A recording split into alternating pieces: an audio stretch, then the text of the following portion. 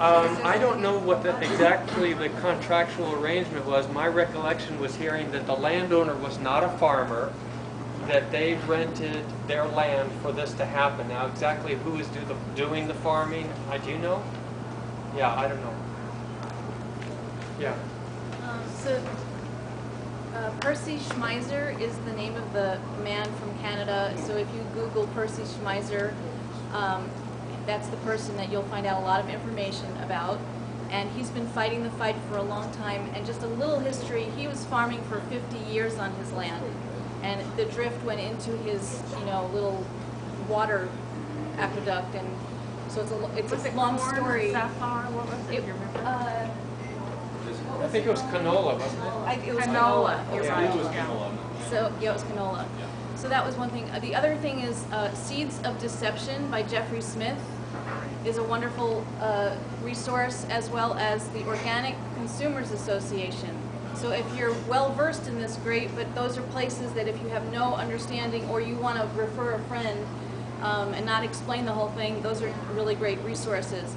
The other good news in the field, literally, is that now farmers who are organic farmers are allowed to sue the GMO companies because their crops are being contaminated.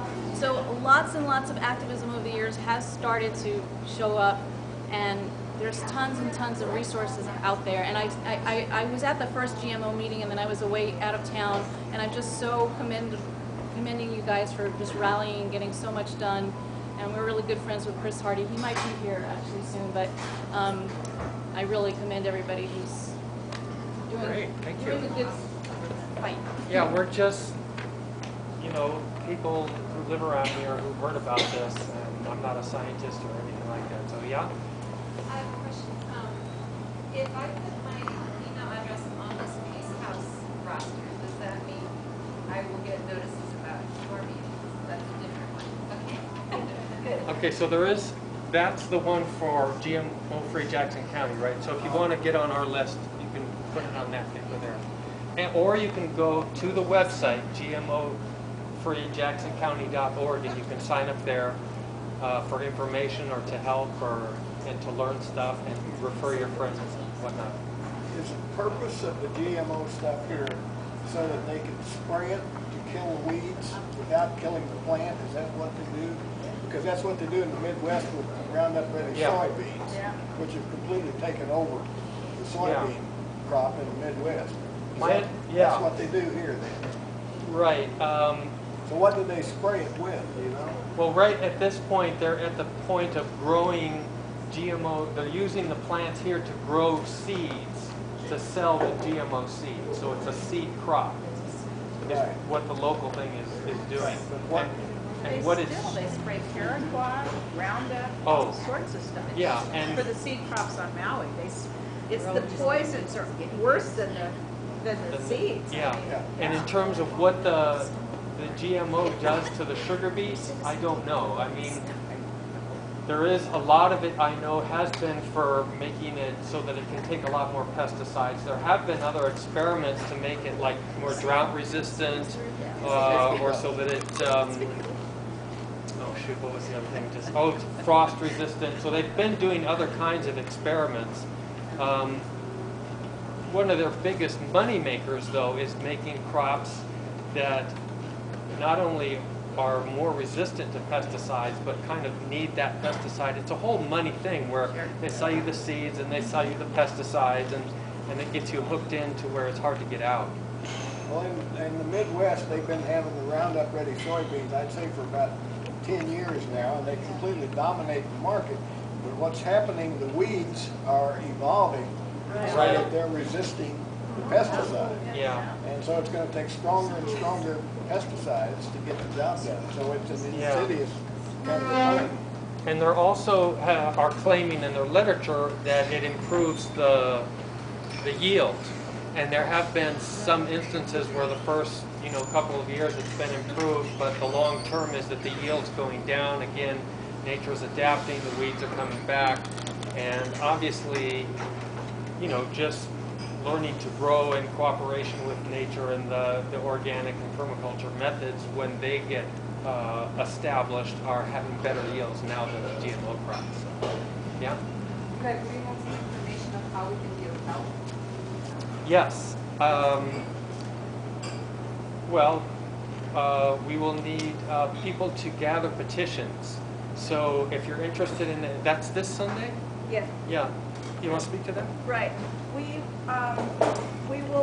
need to gather about 5,000 signatures on signature sheets. And there are really strict rules about how these signatures get gathered. Everybody has to be a registered voter in Jackson County.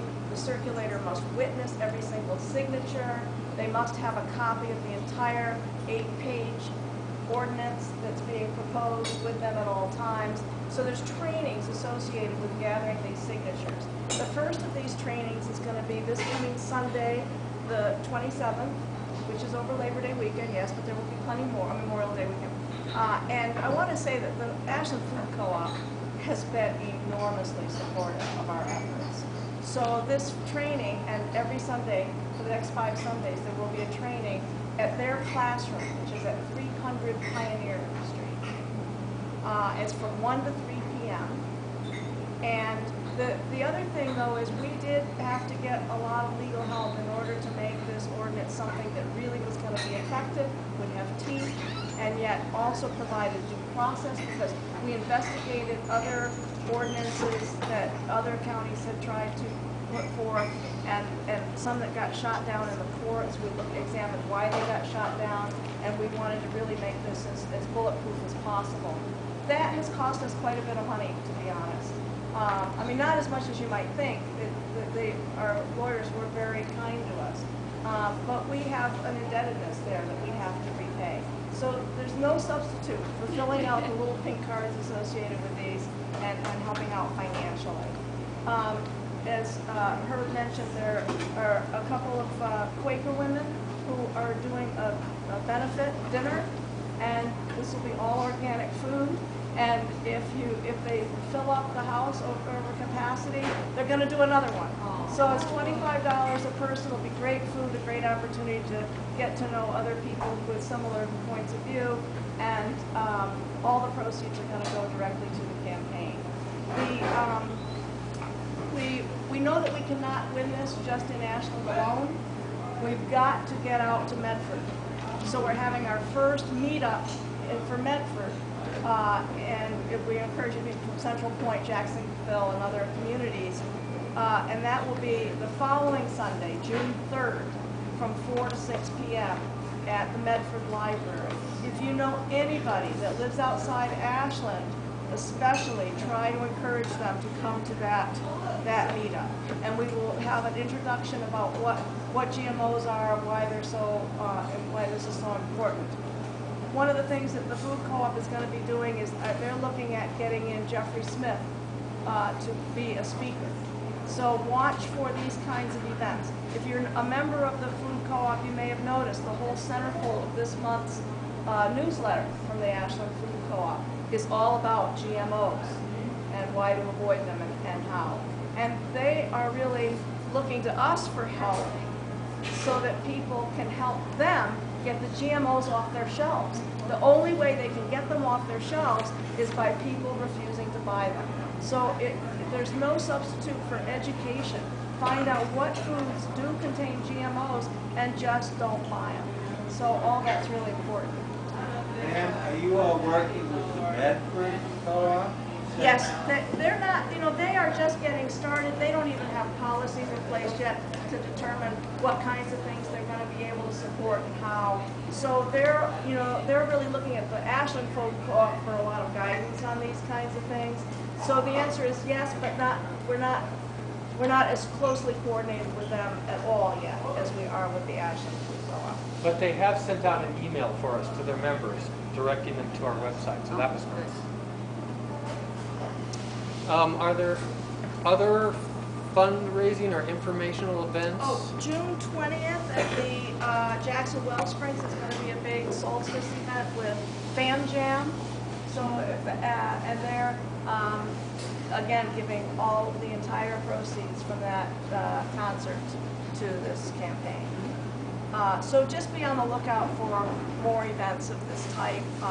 But the main thing is we've got to get 5,000 signatures they have to be validated by August 8th. So that means we really only have until like August 1st to get them in. Where will you have your tables at the co-op? We'll have tables at the co-op. There's a table going to be there next week, next Thursday for sure, and probably other dates as well. I wonder about the Master Gardener program out at the experiment station. I mean, I know they walk a fairly careful line between, you know, corporate agriculture, but for the most part, they push organic farming. Has anybody been in touch with the Master Gardening program? Yeah, one of our people was out there just recently. Wasn't that just a couple days ago? You know? Anyway, her name's Lo, and she was there, and she said she got a very good reception from most of the people, very supportive. And, you know, there were other proponents of GMOs, but she said she felt she had a good discussion with them. So, yeah, we're reaching out to them. Yeah? Has Jeff Golden had a chance to speak about this topic and immense possibilities? I'm sorry, say again? Jeff Golden? Oh, yeah, we're in touch with them, and they said that we could, oh, Jeff Golden, geez, I'm thinking, Immense possibilities. the TV right. show, yeah. We're in touch with his organization, Jack Black, I forget what that stands for. Okay, so yeah, we are in touch with them, and I haven't been on the forefront of that. Do either of you know what's going on with that? No, but I think we've really been waiting until we actually have the petition in hand so that we have a real action item for people to do. That we expect to happen this week. And now Jefferson Exchange is willing to let us be on their show. Eli was just on the K-Med radio. And hopefully as soon as after the petition is out, we'll be able to have more and more speaking opportunities. But to the extent that you know of people and you can go online and submit it as a comment, because there may well be things that we haven't thought about. And particularly if you have inroads to any of the media, or just write letters to the editor, just get the buzz going that this thing is happening so that the news media comes to us. Okay, that's how, if it works that way, that's the most effective.